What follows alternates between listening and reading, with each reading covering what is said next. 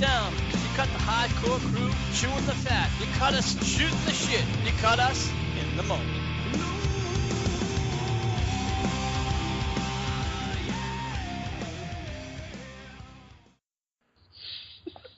Jeez.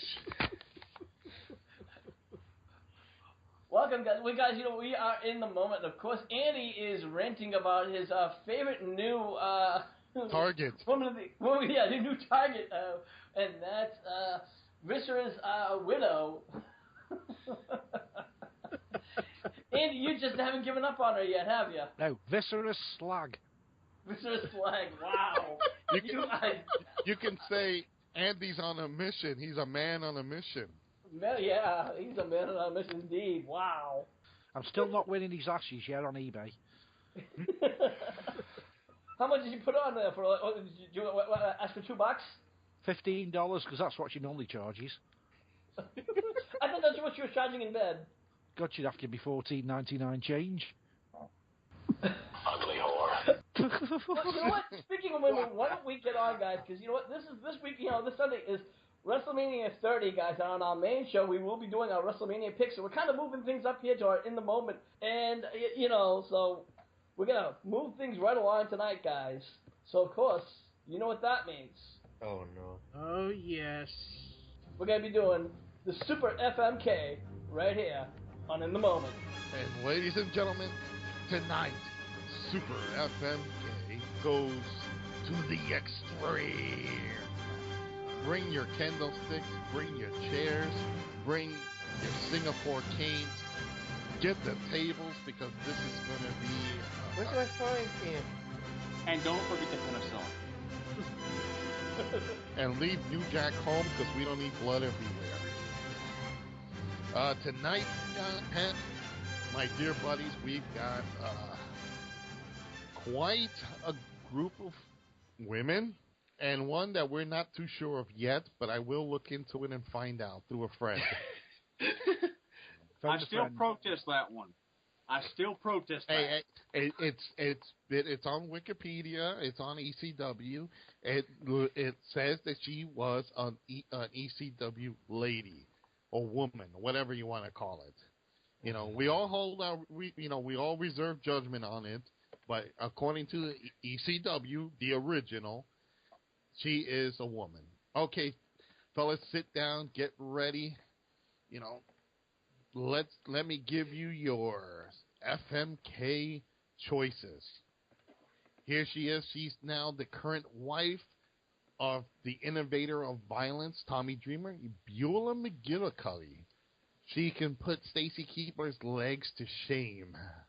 Also, the queen of extreme, Francine. And she's your favorite, Wanalea, Kimona Wanalea. And here is, may she rest in peace, the woman behind the Sandman. Yes, it's woman Nancy Benoit. Followed up by former Sonny, Tammy Sitch. And the last one, because we're going to have a special one here. And when I say special, it could be special. Nicole Bass. So she's more manly than anybody in the WWE locker room current. Yeah. Probably why she didn't stay there long. Yeah. Well, gentlemen, 6 choices. Okay, remember, you got to marry one, you got to shoot one, and you got to fuck one. You can't interchange. Once you marry her, she is yours, and she is off the list. All right? I'm rubbing my hands together, reaching into the bowl of victims, stirring it around, and the first name that comes up actually is Bay. The Bay Area MVP Will. Is it because I'm Spanish? Damn it. Would you rather be the last one? I don't. I'm just kidding. I'm just kidding, boss. Now, all right, let's go. I would like to marry Francine, fuck Beulah, and God rest her soul, but I would have to put woman right next to Benoit. I can't do it. I can't hit that. I can't hit the button. So, I bet you when Nicole Bass's name comes up, you're going to be hitting that button. Oh, hell yeah. Then again, I have respect for the dead. I will tag this one to... why not? My tag team partner, James. Tag in, sucker. Oh, Lord. Is it because I'm the Divas correspondent? Suck it up. You're the queen of divas. I would marry... You said Francine already, right, MVP? So I would have to marry Beulah. I will fuck... You know what? I'm gonna fuck, Wanalea. And Nicole Bass came by. Lance, forget the gun, get the tank. Now you get to tag in. I'm gonna tag in, just because Andy. Oh. Oh dear. I will. Fuck Beulah. Marry Sonny, because I'm guaranteed a blowjob every night. Give him some penicillin. And definitely hand grenade Nicole Bass. And I'll pass it on to the boss, Rick. All right. Well, let me see. I'll have to marry Wanalea. I would definitely fuck Francine, and definitely, I'll have to put a couple of slugs in Nicole Bass. Well, and you know what? I'll pass it over to the master of the MFK, Joe. Oh, Lance. Sorry, Lance. I'm going to kill you all. Well, put it like this, Lance. I'm going to leave you Nicole Bass to marry. So,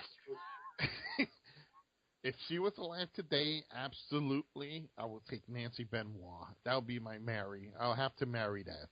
I'd have to marry that. Yeah, I'll have to marry that one. The fuck? Beulah, Francine, and Kimona weren't that bad looking. I would have to say I would have to fuck Beulah because she's got such a cute face and everything else to go along with it. And as much as I would like to shoot Sunny, I know her, so I'm just going to turn the cannons back on Nicole Bass. Hey, Lance, you could always go the Andy route. And with that, ladies and gentlemen, the final pick of the night goes to the incredible, luscious Lance Moss. I'm going to kill you all. I guess I got to marry the bitch. Or, well, technically, doing that is not even legal in my state, so... Damn it, Nicole Bass. Fuck Kimona Wanalea, and then kill myself. You went the Andy route. She's gonna eat you at a house and home, Lance. You're gonna be And just for good measure, she gets one too. Ladies and third. And ladies and gentlemen, that concludes your Super FMK moment to the extreme. Next week, gentlemen, we go back in time into the era of the 1980s. So be prepared to deal with Wendy Richter, Rockin' Robin, Sherry Martel, Moolah, and whoever else I can put together. It's been fun. And Lance, think of it like this. At least married to Nicole Bass, nobody will knock on your door to pester you. Including you. Including you. You can stick a sign on the door, beware of the wife. Yeah. Don't be, help me. Help me. And Rick, I turn this back over to you. Well, we're talking about marriage, guys, and marriage if I kill. We're going to move on to somebody else is getting married. Well, they're not married yet, but it's AJ Lee and CM Punk apparently have been engaged. They apparently got engaged a little bit about a month ago, guys. Now, reports say that AJ Lee plans on actually moving to Chicago, where CM Punk is now residing at, guys. We're wondering if this has anything to do with CM Punk, who actually has walked away from reportedly walked away from the WWE. What do you guys think about this? My first question is who's he gonna kill now? Well, you can always he's already fucked Lita, so now it's a question of who's he gonna kill. Probably Stephanie. There you go. He's got 2/3 of the list done. Oh, man. Really, for me, this is more surprise, really. It's like, I'd never heard of the reports, nor I have, examined that, she was going to, be engaged with Punk. Because, there was actually a report, that, I didn't hear the rumors until, like, Monday. Yeah. And this one was like, it was from a site like, oh, I don't believe this. This is not true. Because why would you? Because she said the reports was that she told a random stranger about how she now engaged and now she might move to Chicago. And they said, oh, it's not true. Why would she tell a stranger? And then on Raw, now she wore the engagement ring, and everybody's like, whoa, why is she wearing engagement? She is actually engaged. Wow. So. I have a question to throw in. Now that she's engaged to CM Punk. Does that mean that her WWE tenure is going to be short? With this Vicky Guerrero in the Invitational Challenge, could it be that somebody else is going to win the belt and slowly phase AJ out? Well, I never doubted that she was going to lose the title, but I don't think her tenure is going to be shortened. I mean, unless if she plans on leaving to begin with. Unless if she's like, hey, look, I'm behind Punk all the way, and if Punk's leaving and they planned on getting married, she's like, look, you know what? Fuck all you guys. I'm behind my man. And Andy, that's a good question. What do you think? What do you think about all this? If it's true, it's a bad move on her part because it can't do her any favours at all. If the actual stories about CM Punk leaving are not staged stories, then she's signed her own death warrant, as far as I'm concerned. But from what we understand is they got this was all done a month ago, not just like yesterday. So if it was done a month ago before the shit hit the fan, or at least around the time the shit hit the fan, you know what I mean? I don't know. How long have they been seeing each other? Less than a year, and they got engaged. It's none I've heard of, especially when you think about celebrities. It's not going to work. Trust me.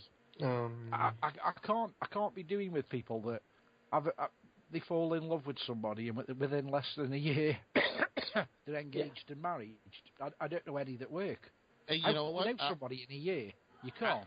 I'm going to throw this one into you, Andy. Actually, when I first met my wife, it was about 2 weeks we started dating, and then about 4 weeks later, so it's a total of a month and a half, I was already engaged to her. So it can happen, and we've been together for 23 years. Shit. Wow. Congratulations.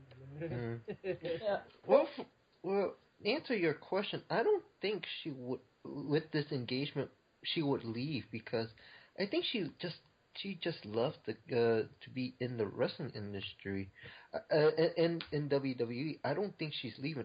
But I think she will lose the title. But she's not going to leave the company. Yeah, I mean, I think she's just going to lose the title because let's face it, she's had the title for not a whole year, but very close to a year, which is longer than almost any other diva.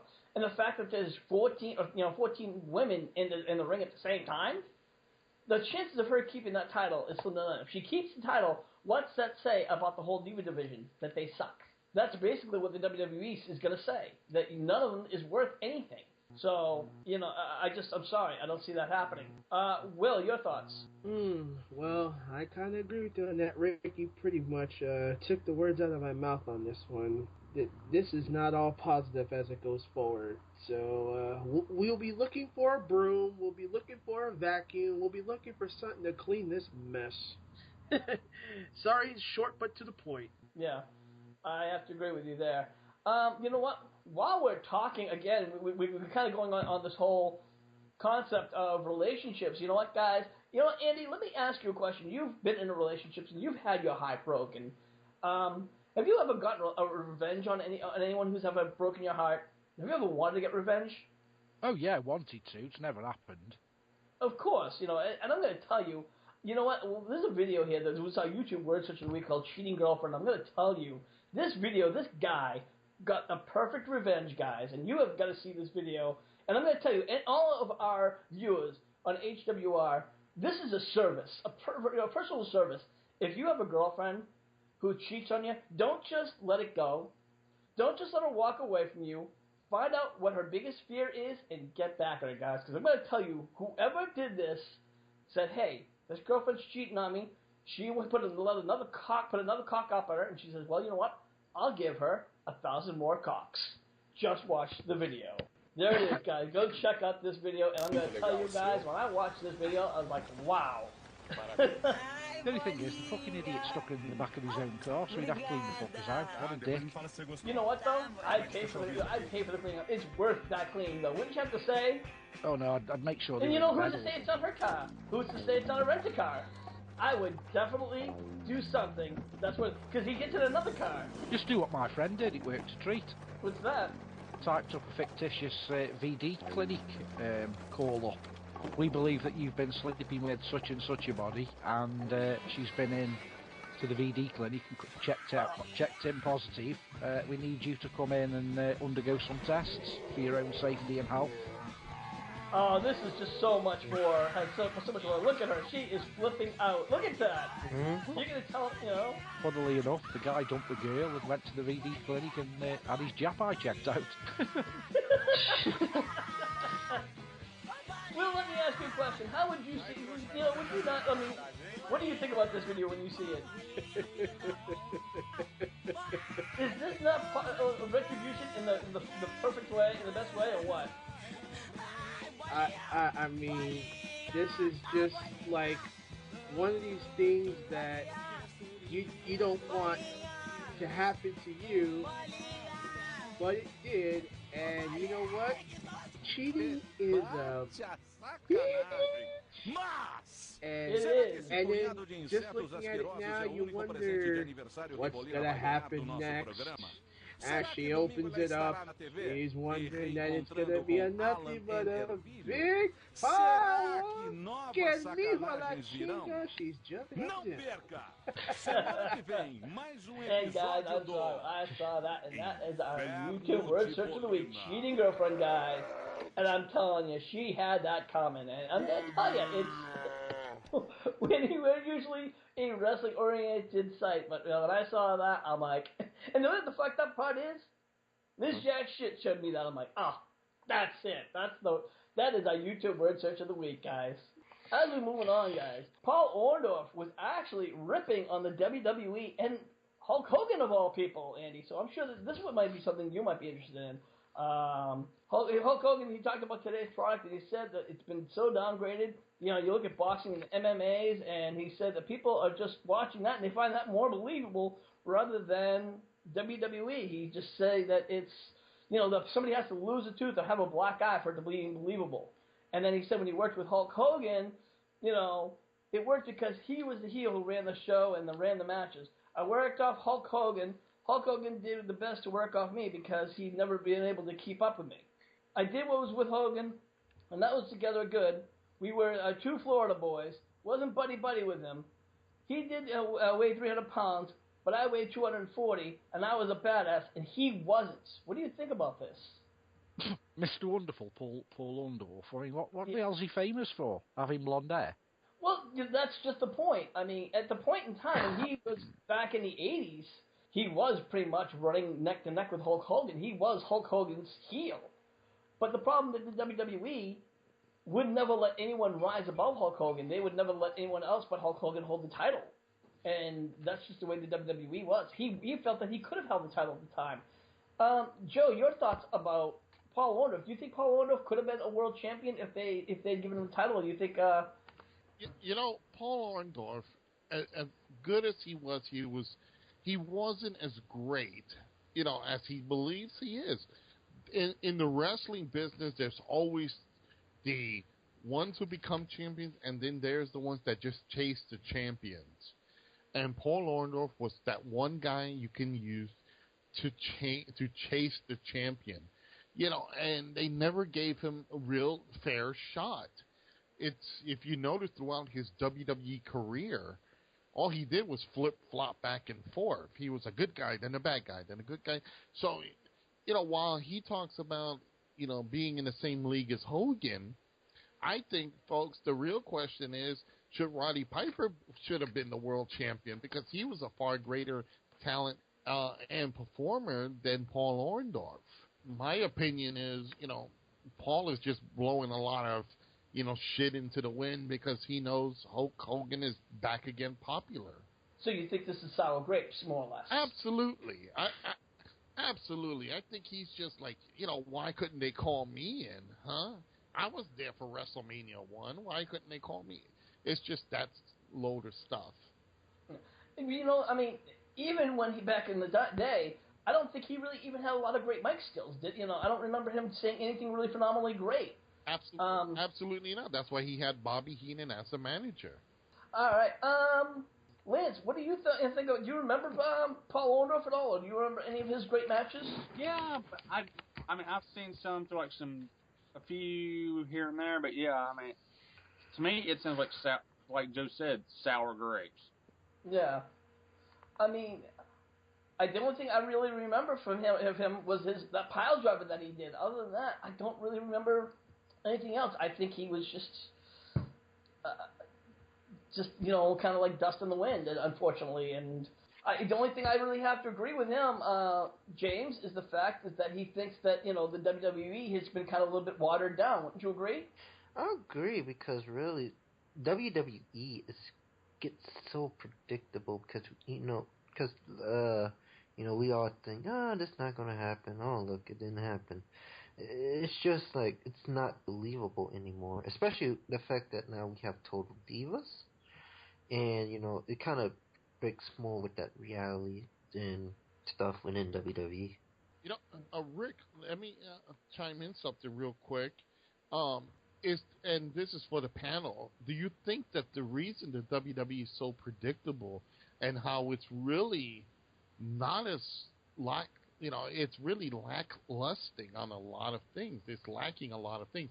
Could it be because there's no more characters? Like in the 80s, you had characters. Even in the 90s, during the Attitude Era, you still had characters like The Rock, The Undertaker, and Stone Cold. Today's generation of WWE doesn't have really the characters that can entice you like yesterday. What do you guys think? Will, that's a very good question. Would you agree with that, or would you disagree with that? I would have to agree. I mean, things happen for a reason, and there's ones that don't. I mean, that's how it always works, wouldn't you say? Yeah, if you really look at there are characters, there are gimmicks, but the gimmicks aren't really, the only popular ones are the ones that are at the top. And then all the middle guys. Yeah. And then also, to chime in just a little bit more, then there's the gimmicks that don't sit well with the fans. They sit there and be like, who the fuck is this guy? Is he there just to kill space or something? And, not much comes out of it at the end, if you think about it. Yeah, and I think that's pretty much, if you really get down to it, that's pretty much what it is. John Cena, he's there. You do have like Bray Wyatt, who he is a character, and he is getting over with the fans. Not really getting over with me. I personally don't like him, but that's, it is what it is. You have older characters like The Undertaker, who just needs to retire. Randy Orton, great character for what he is. He's selling, but, again, these are a few. Daniel Bryan. He's not really a character. He just seems to be there's no real gimmick about him. He just seems to be just a guy with a beard. He's a great wrestler for what he does, but what is there about a gimmick that really, where he stands out in his gimmick? Well, I think what makes Daniel Bryan the gimmick is that he has no gimmick, and he's the little guy, he's that little he's that little character on the old Punch-Out series, Little Joe or whatever his name was, who used to get in there and fight all the bigger fighters and to win. So I think that's what makes Daniel Bryan appealing, is he's the underdog. He's the guy who's gonna kick the establishment. He's gonna do what he can to get what he wants, and I think that's what makes him appealing. And I agree with you that which makes them appealing. But when we talk about, we're talking more about characters rather than that's more of a storyline rather than a character. And again, you know, you can't really think of any of the other really characters that stand out. Where you said like back in the '80s or even in the Attitude Era, where they all kind of stood out and they all kind of had, you know, I mean, look back in the '80s, we had Jake the Snake Roberts. He came to the ring with his snake. You had, you know, the British Bulldogs that came to the ring with, you know, their dog. You know, they had the little British Bulldog. You know, you had Coco Beware who came to the ring with a parrot. They were all like larger than life characters, and these characters, even the middle, they're just not really larger than life as they used to be. Well, you try and move with the times, but the biggest problem is, in my opinion, is the thing that's killed wrestling is too much on television.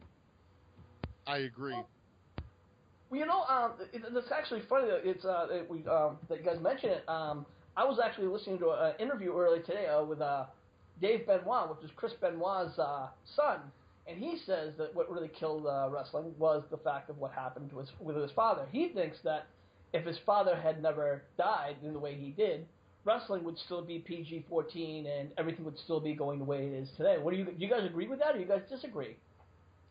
100% disagree, because it's too exposed now, and the problem is they're not building up storylines. We're supposed to be waiting for WrestleMania to see the likes of like Batista against Randy Orton, but they tease you with it on Raw on Monday night. You shouldn't even see Randy Orton and Batista in the same ring until WrestleMania. And that's the thing that I said before.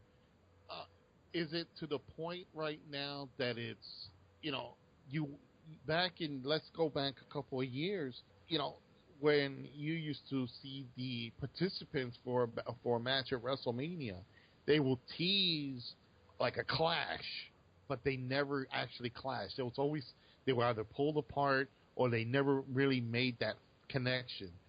And here is every Monday, Friday night, you see them going back and forth, attacking each other, getting into the matches.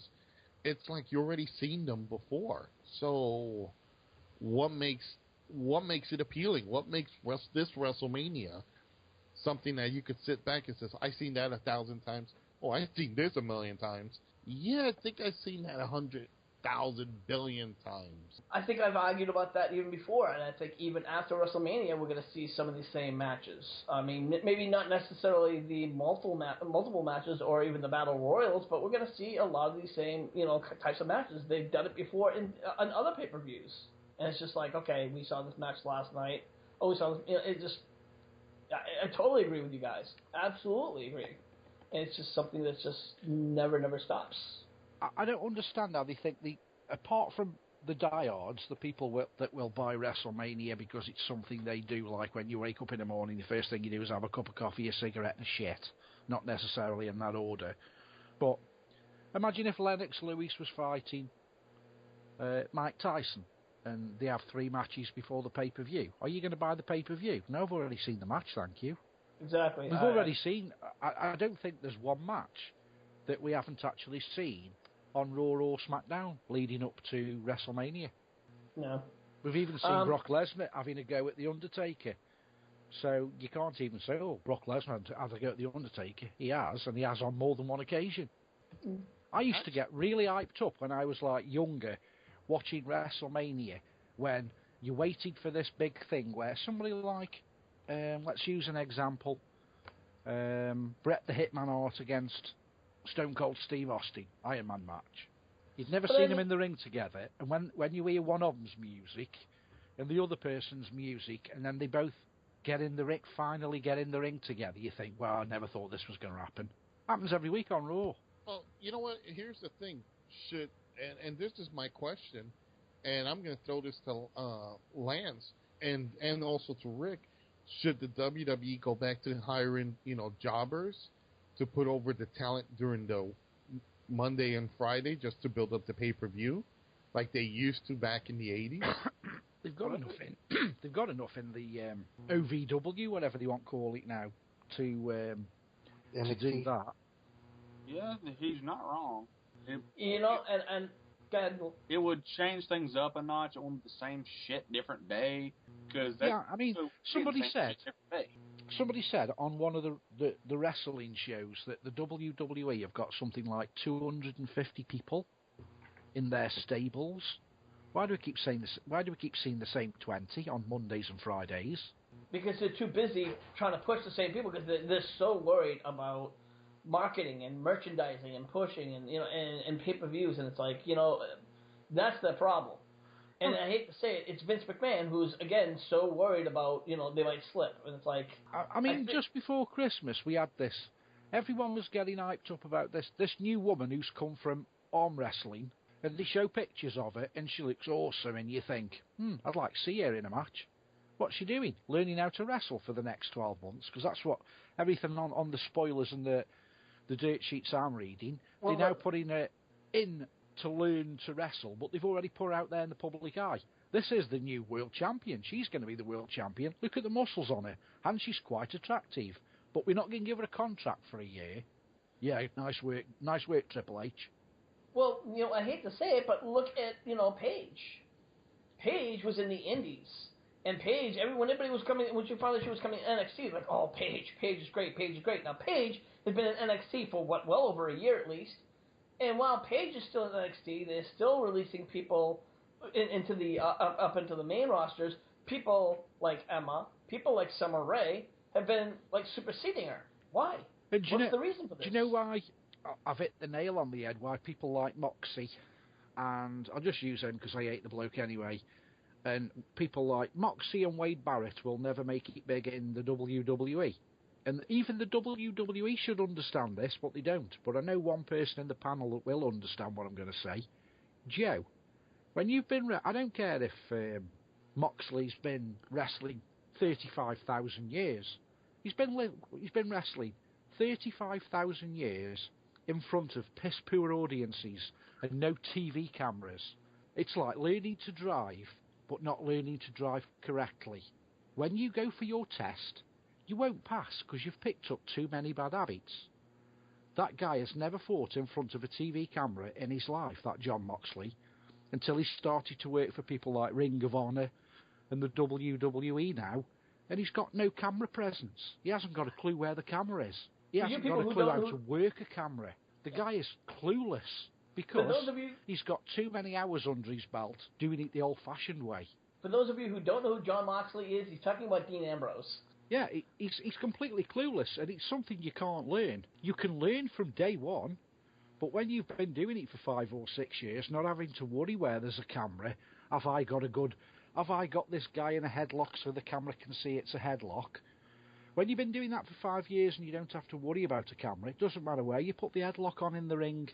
But when he does stuff now, he's got his back to the camera and it looks shit. And that's why he'll never go anywhere, because you can't learn an old dog new tricks. As much as they try making him aware of, there's a camera there, there's a camera there, there's a camera there. Please look at them. His mind clicks in, automatic, and he forgets where the cameras are and doesn't really give a shit. And that's why I've said from day one, that bloke is a complete clusterfuck. He's an accident waiting to happen, and he's happening all the time.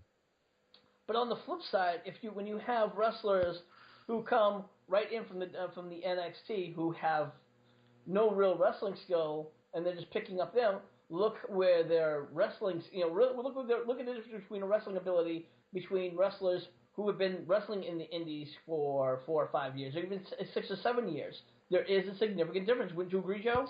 Actually, you know what? There isn't that much difference, because what you learn on the indies and what you learn on, being a veteran for years and years, and I'm talking about going back to the territory years, when you, especially like for me, when I tell the guys to go out to do their match, I always tell them camera left and hard cam left and rover. And, when they get out there, when I say left, they're going to see the camera standing left. Those things, it should be taught to the new people. And the indie guys today, there's not really much camera work for them to really pay attention. So there's not many that's going to say, okay, I'm going to watch the camera And the same thing with NXT and all these other stuff. They are not being trained that way, and that's the fault of Vince McMahon for killing the territories. That's why a legend, one of the old legends, even the New Age Outlaws, are so well at what they do because they know what the camera is. They're familiar with it. They know where everything is. So if you look at them, they'll look around, see where the camera is. Okay, there it is, and they'll pose and pimp to that. The indie guys and guys today, no one is showing them how to do that, how to have a charisma, how to talk, how to really go in there and be larger than life. It's basically go out, do your match, make your opponent look good, turn around and come back. Wouldn't you guys agree? That's what we're seeing now. Yeah. Yeah, even as much as I love the guy, Daniel Bryan is a typical example. He's worked too long in New Japan. Yeah, New Japan has got cameras, but they're all round the ring. There's not any fixed cameras. Daniel Bryan, you look at John Cena. John Cena walks straight out, he eyeballs the camera, and he is talking to the camera. He's not talking to the crowd. He is talking straight down the lens of the camera. Daniel Bryan turns his back on the camera, and the cameras have to pick up him. That's bad. And that's why you see the older guys like Triple H, when they come out, they look at the camera. Randy Orton looks at the camera. They're not training these people how to do this. Even the most famous wrestling schools, Johnny Rodz in New York, Harley Race's school, the Wild Samoans, they're teaching them the bare essentials for the ring, but they're not teaching them, here's a dummy camera. Pay attention to the dummy camera. Learn how to talk in front of a mirror. Gentlemen, that's why wrestling is slowly phasing out for MMA, because the larger-than-life superstars are no longer there. And I'll put it like this. I'd rather watch something from the 80s and 90s than really pay attention to anything today, because it just looks like a glorified indie show. And most of the new people now that the young kids are getting on board with, to me, it's just like going to the circus and watching the clown act, because all they are is just high-risk manoeuvres. And I'm sorry, if you're a wrestler and you're listening to this show, take heed. I've got no wrestling ability, never have had, but I've been a wrestling fan for 40-plus years. Please take heed. Yes, it's nice to see somebody do a triple, double-back somersault, full Tsukahara and twist, but your career ain't going to last long. Do you want longevity, or do you want Luke Impresi for 3 years? Because that's all you'll last in the WWE if you do that kind of shit. Well, you know what, guys? I think it's time that we move along to another segment. And it's time for the Lance Moss controversies and scandals. Lance, you're up. Well, we got the Stan Hansen versus Big Van Vader shoot fight. It was at the All Japan Pro Wrestling versus New Japan Pro Wrestling Supercard show in February 1990. Before Vader entered the ring, Hansen accidentally broke Vader's nose with a bull rope he carried out to the ring. Later, in the exchange of punches, Stan Hansen unintentionally thumbed Vader's right eye, which caused the eye to pop out of the socket. Vader removed his mask, pushed the eye back in the socket, and held it in with his eyelid, then continued wrestling 10 to 15 minutes until the match was rendered a no contest. Vader now has a metal plate under his eye. Your thoughts? Yeah, we saw that video earlier, and it was kind of like a nasty... I think we should send that to Sin Cara, because he's the guy that did a diving headbutt out of the ring, landed on his finger, dislocated a finger, and cancelled his match. Wimp. Yeah. Vader's eye was hanging out, for God's sake. Mick Foley lost an ear. Yeah. He bends his finger backwards and cancels the match. Yeah. Sorry, can't fight anymore. I'm in pain. Fight through it. Yeah. I gotta say, yeah, Van Vader, who has his eye pop out and continues to wrestle, that's what you call, he's got balls. I'm telling you. Unbelievable. That was an incredible story, and the video was even more just ridiculous. He just just took a thumb and kept on going. Unreal. But you know, Rick, that shows true professionals. You know, those are individuals that they know they're getting paid. They know they gotta do their match, and they'll go in there with such passion to go in there. And then you would expect these two to get into a fist fight backstage. No, hey, I'm sorry, Vader, I didn't mean to do that. Hey, no problem, buddy. At least we had a great match. You see Sin Cara and a couple of the guys today. Oh, I think I broke a nail. I can't perform. That shows you yesterday versus today. Just shows you how much real passion there was and how much lack of passion it is now. And you wonder why the WWE, the roster, why they're not moving up the roster, why they're not going where they are, and it's a shame. Will, your thoughts? I don't know nothing about this. You can pass this. Well, James, your thoughts? It makes me cringe just to see to hear all this, and it's like, wow. But he does have the guts to continue on with this out. I don't agree that matches should get ultra violent and they should be wrestling with the limbs hanging off and eyes popping out and half an ear. But like Joe was saying, if you look then and now, that's the difference. All they're interested in now is a paycheck. Like footballers, just interested in a paycheck. They get paid far too much and there's no passion. Yeah, and Rick, before I want to say this, I want to get it out of my system now. And it is a rant, and the fans will probably call me old-fashioned and old crocky veteran or whatever you want to call it, but I got to say this. Wrestlers today, okay, some of them have the passion, like Daniel Bryan, but most of them are all in it for a paycheck. Of course, you want to get paid, great, but let's compare from the past to today. Those guys literally beat the hell out of each other.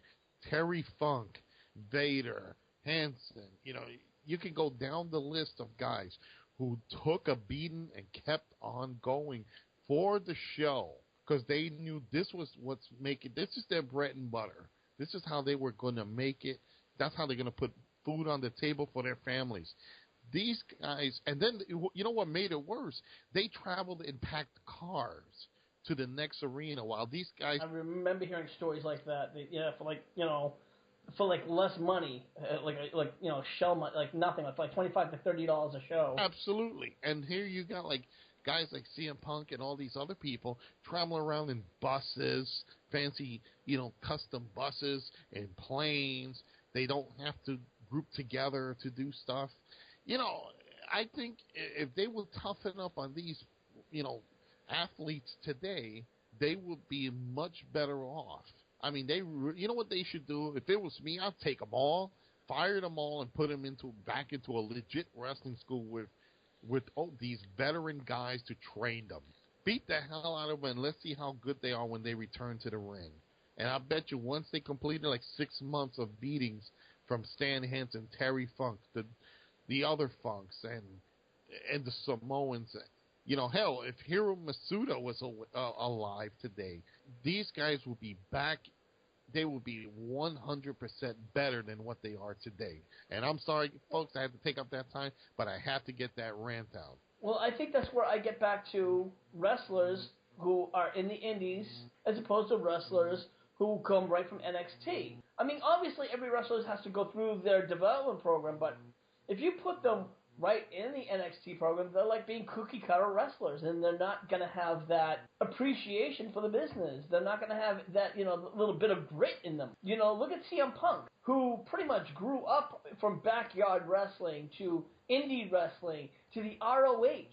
Look at what, granted, he's passionate and maybe a little bit, self-entitled over the years, but he became, he had that grit. But if you look back at the people that you've just named there, the reason why they are where they are is because we've all obviously bought the DVDs or watched the DVDs. People like John Cena, CM Punk, Randy Orton. If you said to them, will you do the same match that you've just had in WrestleMania for $10?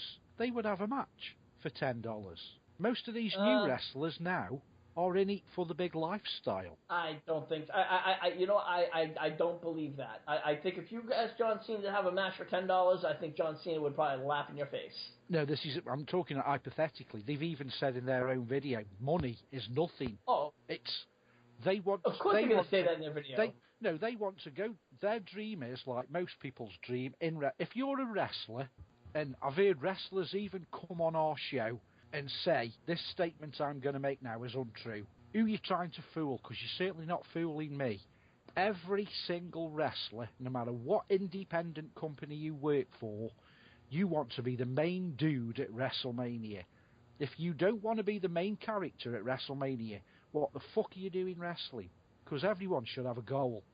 And that is the highest goal you can get in wrestling.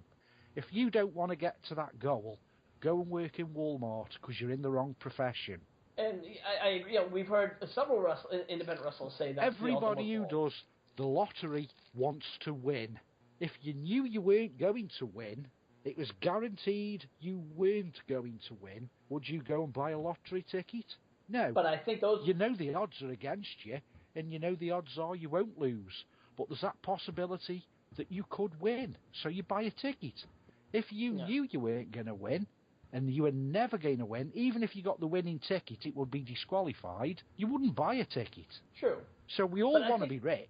Everybody wants to be rich. These wrestlers are saying, and I've even heard people come on the show and say that I would rather work in the independents than be a main headliner at WrestleMania. Everybody in the world wants to live like John Cena. They want to live in a big mansion, be able to go to the Maserati car dealer and buy a Maserati for cash and not have to go in finance or go into debt. That's what we all dream of, that, no matter what profession we're in. We all dream of becoming a millionaire as quick and as easy as possible. That's everybody's dream. But you know what, Andy? I'm going to surprise you. And I've worked with many independent guys and girls. As long as they can lace up their boots and step in the ring and do what they always wanted to do, that's what a lot of the wrestlers today on the indie scene look for. That's their WrestleMania day. Making that one person in a seat smile and come back and want to see him next week. Exactly. You know why they say that? Because they know currently with the WWE, they're never going to get that big break because WWE is not looking for new talent. They're just making their own. So it's very rare when an indie guy gets called up. But, about, hundreds of thousands of indie people all over the world look for that one chance to get into the WWE. It's like all of them waiting for this one little door, this, like a 4x2 doorway to open up in the WWE, and all of them going to rush right in. They all realize that's never going to happen unless things change. And unfortunately, currently, and Rick, Lance, you guys would agree with me, currently with the WWE, they hardly look for outside talent. They rather create their own talent. Yeah. I mean, they do eventually, like you said, bring in those few, but it's like, it's a little, like I said, it's a pipe dream. And it's a small, very thin pipe, but it does happen.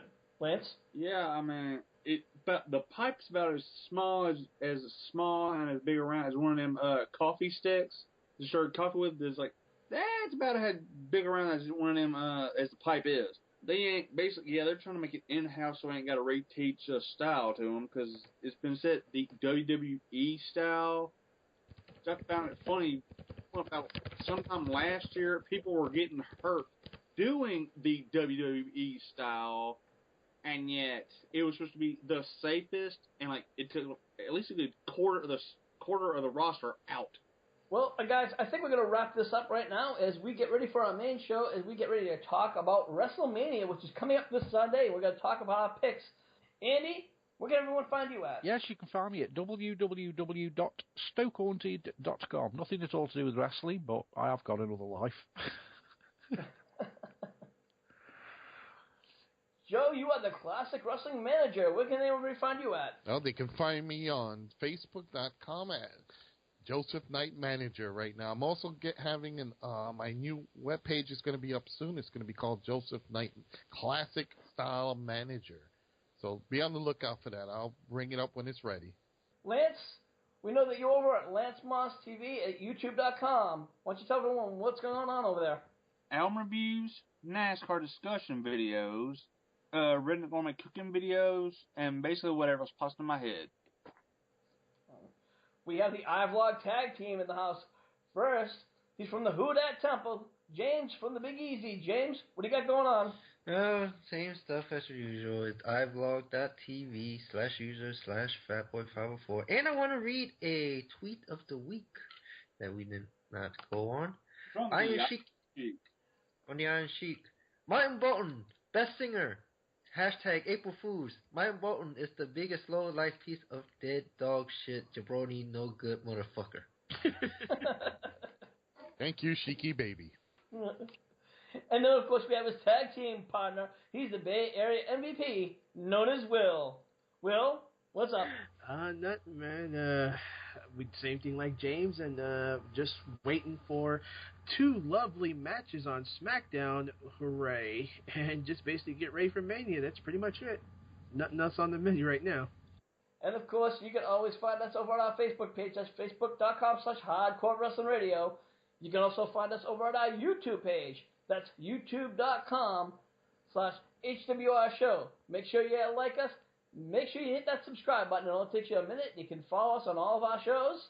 And also, we are also on Daily Motion for our Daily Motion listeners. Make sure you follow us over there, too, as well. So for everyone here, I'm the Shining Star Rick Star saying we'll see you when we see you. Thank you for listening to this edition of In the Moment. Be sure to follow us over at our YouTube page at youtube.com/HWR Show and over at our Facebook page at facebook.com/Hardcore Wrestling Radio. Until the next time, this is the Shining Star Rick Star saying we'll see you when we see you.